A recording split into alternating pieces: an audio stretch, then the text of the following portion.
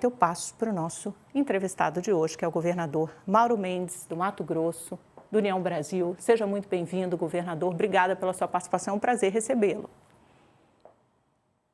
Bom dia, é um prazer estar aqui contigo e com todos aí que nos acompanham nesse momento. Governador, eu não posso deixar de começar essa entrevista lhe perguntando sobre o impacto político. Como o senhor avalia essa condenação e agora prisão, né? O processo transitado em julgado, com a condenação e prisão do ex-presidente Bolsonaro e de militares da alta patente. Como é que o senhor avalia esse momento histórico que o Brasil vive?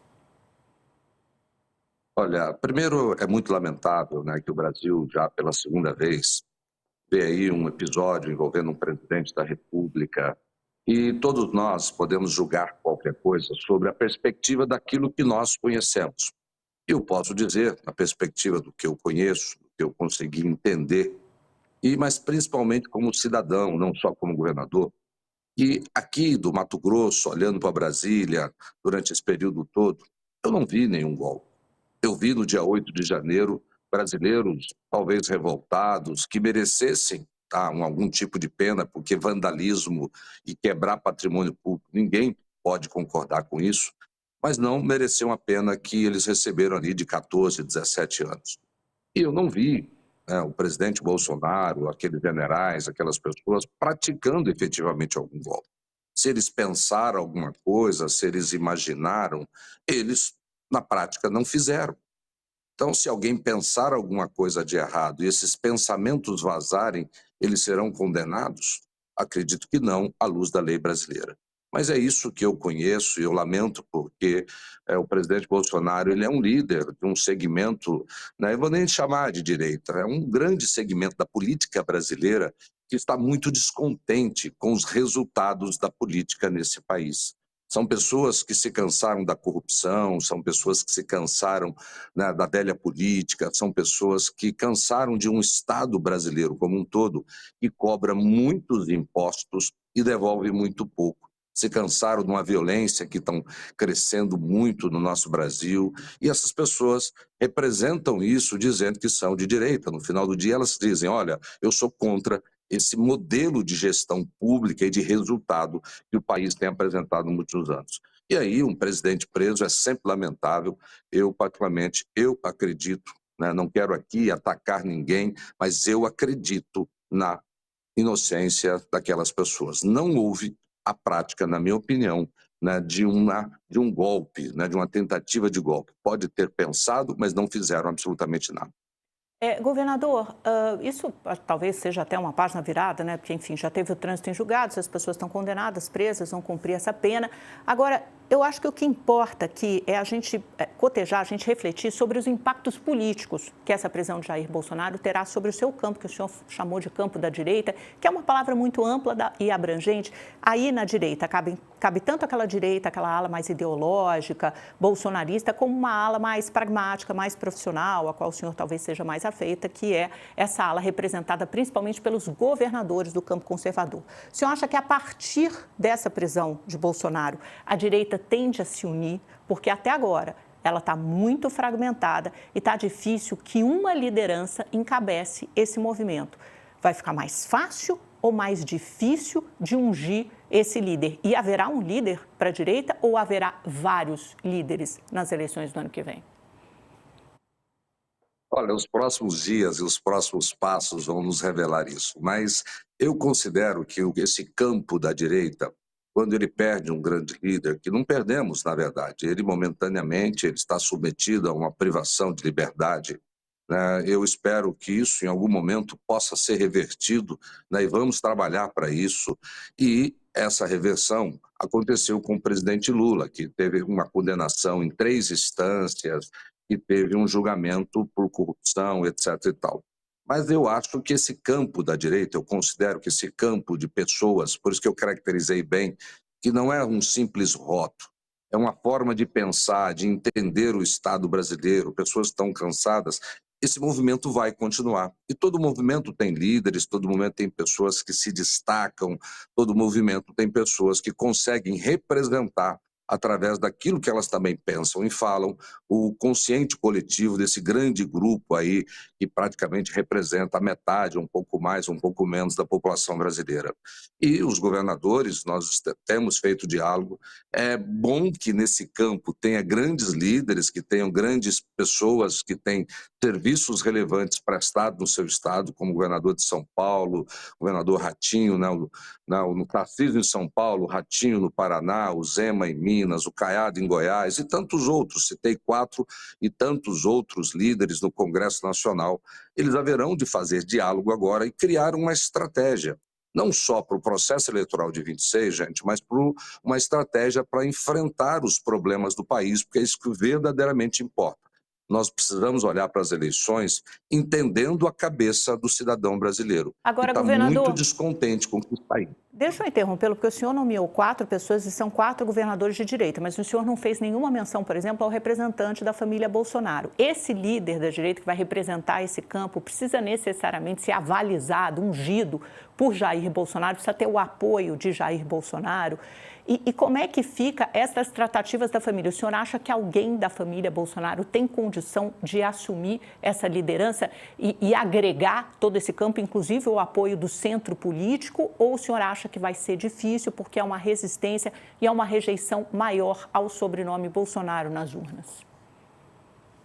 Eu não acho que haja essa rejeição. Eu acho que qualquer cidadão brasileiro, seja ele filho de Bolsonaro, seja um governador, olha o que aconteceu em São Paulo. Surgiu um cara quase que do nada do mundo político, lá o Pablo Marçal, e quase foi para o segundo turno, e segundo muitos que entendem de política, se ele tivesse ido para o segundo turno, talvez seria hoje o prefeito de São Paulo. Então a política brasileira está muito disruptiva, essa insatisfação continua. Então acho que pode sim ser qualquer cidadão brasileiro.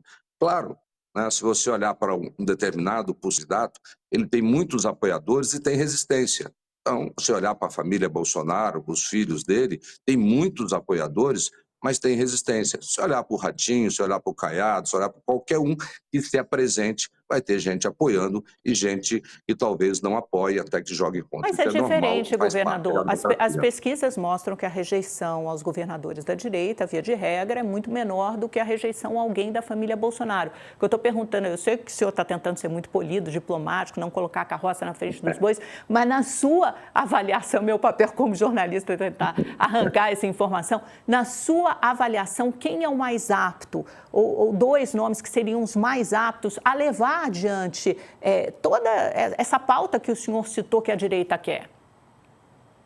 Olha, com respeito a todos, né, eu considero que os 4 governadores, pela experiência administrativa, por experiência com gestão, e nesse momento, né, nós precisamos contratar alguém para ser o próximo presidente, contratamos ele pelo voto, cada brasileiro tem um voto, alguém que tem experiência com gestão, que possa ir lá enfrentar os graves problemas do país, e são grandes. Olha o déficit fiscal, olha a violência que está acontecendo nesse país. Precisamos de alguém que tenha coragem e competência para enfrentar isso. Eu acho que os 4 governadores que se apresentaram até agora como possíveis candidatos, na minha opinião, têm melhores condições de fazer. Embora, eu volto a dizer, qualquer brasileiro, seja eles filhos do Bolsonaro ou qualquer filho de qualquer cidadão, tem o direito e pode surpreender aí se ele conseguir representar o que esse grande campo de pessoas nesse país, né, estão pensando nesse momento, estão insatisfeitos com muita coisa e com os resultados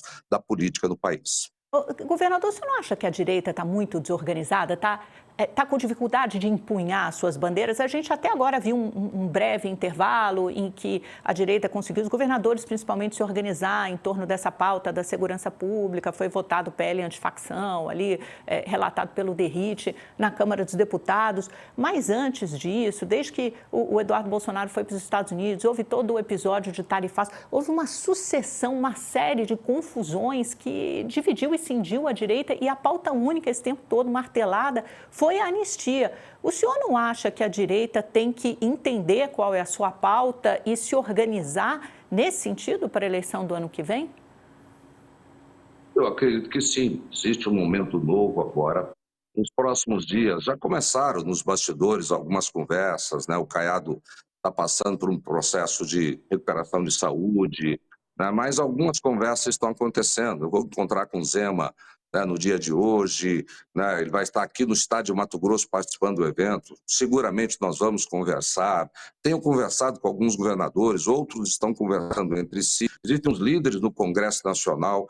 Há um momento, há um hiato aí, digamos assim, né, de problema acontecendo nesse campo, em função do problema que aconteceu com o nosso, chamado assim, com o grande líder dessa direita, que é o presidente Jair Bolsonaro, e agora há que se fazer uma reorganização, criar uma estratégia para 2026, não só para o processo eleitoral. Então, eu concordo com você, existe um momento aí de dificuldade, mas ele será superado, porque aquilo que nos une é muito maior do que, eventualmente, pequenos probleminhas que nos separam. Então, Governador, isso vai permitir que nós encontremos um caminho. Tem clima para anistia no Congresso? Olha, eu acredito que tem clima, sim. Não é fácil, né? Houveram ali alguns atropeços que puderam, levaram a esse momento mais difícil, mas eu acredito que tem clima, sim, porque existe, numa grande parte dos congressistas, como em grande parte dos brasileiros, esse mesmo pensamento de que não houve um crime praticado, portanto, essa condenação poderia ser revisada num projeto de lei, que não é a primeira vez que acontece no país, né, de uma anistia. Já aconteceu muitas vezes, terroristas já foram anistiados, ladrão de banco já foram anistiados, né, da esquerda lá no momento pretérito do nosso país. O senhor teve uma altercação bate-boca, né, com o filho do presidente Bolsonaro, Eduardo Bolsonaro, disse que ele fez bobagem nos Estados Unidos, né, chamou de uma loucura toda aquela gestão a favor do tarifaço e contra o Brasil. Como é que está essa contenda? O senhor acha que a família Bolsonaro atrapalhou ou atrapalha a direita? Olha, qualquer briga interna no seu campo, né, se você está numa trincheira de batalha, tem um inimigo do outro lado, se você começa a trocar tiro dentro da trincheira, isso é muito ruim. Então, eu fiz uma crítica, sim, ao Eduardo Bolsonaro. Eu não o conheço pessoalmente, né, mas eu vi ele um dia criticando o Tarcísio, dizendo que ele era o candidato do sistema, tal. Eu conheço o governador Tarcísio. Na verdade, eu falei aquilo porque eu saí em defesa do Tarcísio, como eu sairia em defesa de qualquer um que eu acredito que tem boas qualidades. E tem muita gente com boa qualidade e não é muito adequado ele ficar lá dos Estados Unidos, ataca um, bate boca com o Nicolas, bate boca com o Tarcísio, bate boca com alguns deputados, né? Óbvio, tem o direito de fazer isso, gente. Ninguém pode negar a qualquer cidadão, seja aqui no Brasil, em qualquer lugar do mundo, o direito de falar e de se expressar. Mas se nós temos um objetivo comum, a gente precisa unir as nossas forças e não ficar trocando farpas, né, e alguns tipos de diálogos que não são construtivos para a direita nesse momento.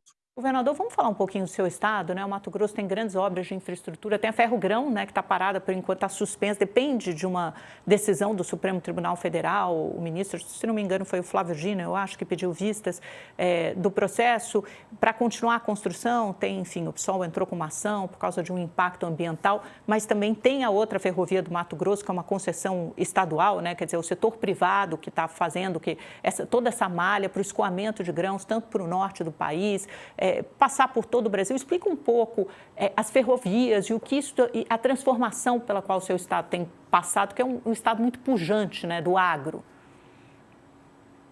Hoje, graças a Deus, e graças ao trabalho aí de milhares de brasileiros que vivem aqui nesse canto do Brasil chamado Mato Grosso, o estado está caminhando muito bem. Lá no início, em 2019, quando eu me tornei governador, nós tínhamos uma realidade muito dura no estado. Os salários estavam atrasados, fornecedores com 5, 6 meses de atraso. Muito provavelmente o caminho que que o governo federal brasileiro está tomando aí nos próximos anos, segundo o próprio TCU. Não são palavras minhas. E aí lá nós fizemos um ajuste fiscal muito duro. No começo não foi muito bem compreendido, mas deu muito resultado. E hoje o estado de Mato Grosso, já ao longo dos últimos 5, 6 anos, é o estado brasileiro que mais faz investimento. Nós estamos investindo aqui próximo de 20% de tudo aquilo que nós arrecadamos vira investimento. Estamos construindo a maior obra de infraestrutura rodoviária do país, que é a BR-163, são 450 quilômetros de duplicação de uma rodovia federal. Estava com a iniciativa privada, não deu conta de fazer. O governo de Mato Grosso comprou essa concessão, está resolvendo esse problema. Temos a primeira ferrovia estadual do país, que é o projeto da Rumo. São mais de 700 quilômetros, 730 quilômetros de trilho que está entrando para o coração do agronegócio e melhora a nossa logística. E essa Ferrogrão que você citou, é muito interessante como algumas pessoas adotam um discurso hipócrita. Porque falar que está querendo defender o meio ambiente, preocupado com o meio ambiente, impedindo uma ferrovia, quando por lá passam hoje 2.000 carretas por dia, em média, queimando combustível fóssil, né, emitindo carbono, quando uma ferrovia teria uma poluição e um prejuízo ao meio ambiente muito menor. Só porque essa ferrovia corta um pedacinho pequenininho, menos de 1% do seu trajeto, uma reserva ambiental, né, um parque federal, que foi alterado e foi criado uma nova área para compensar esse pedacinho que a ferrovia passa lá dentro. Então, gente, espera lá, isso é hipocrisia, essa ferrovia, ela torna o agronegócio do Mato Grosso e de grande parte aqui dessa região mais competitivo, e o agronegócio ele é fundamental para a economia brasileira, para as nossas exportações e para a balança comercial. Então, eu não Governador, concordo que alguém que brigue contra isso esteja pensando no meio ambiente. tenho 30 segundos só. O senhor é candidato ao Senado no ano que vem, é isso?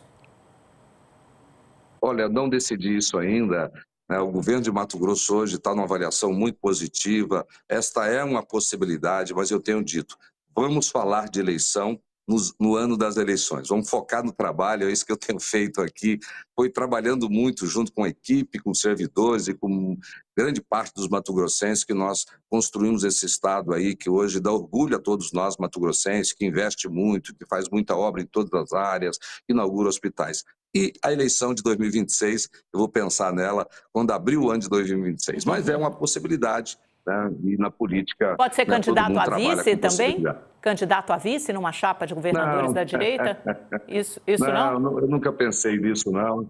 Não, nunca pensei nisso, não. Tem muita gente boa aí, vamos ficar aqui observando, trabalhando, ajudando. Eu quero o bem do meu país e quero uma pessoa honesta, competente, trabalhadora e que tem experiência para ajudar a tirar o Brasil do buraco que nós estamos nos enfiando.